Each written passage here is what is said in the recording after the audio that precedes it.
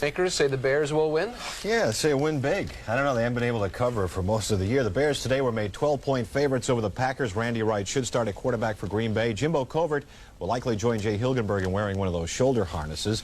They ought to just yoke the whole offensive line together. They'd be better off.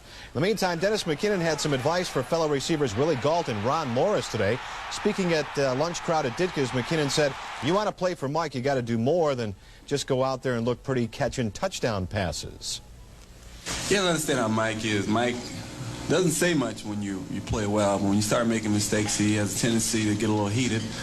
I think basically Sunday, Ron missed a few blocks that ordinarily he should have made, which is mental block, actually what it was. But you can't do that too often. I think you have to recall a few years ago, Willie Gault didn't block anybody. Yeah. All of a sudden, he's the greatest blocker of all time. Right, Dennis also ripped his own teammates on defense. In college basketball tonight, Purdue and Iowa State were going at it, and the Boilers, you know, they got ambushed. They were rated like the #2 team in the nation in preseason. Early on, Evanston's own Everett Stevens double clutch. He had 17. Troy Lewis red hot. He had 27, including this three-point howitzer.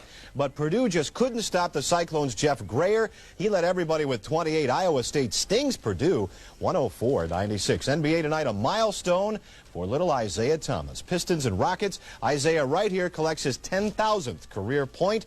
Detroit wins it 108-104. Only one other final in the NBA. Philadelphia beat Cleveland. The Sixers, by the way, signed Albert King today. The Bulls will be in Milwaukee tomorrow night, while the Hawks travel to Los Angeles. One game in the NHL. Toronto beats the Islanders. The Maple Leafs on the power play. Dale DeGray's shot deflected by Eddie Olczyk.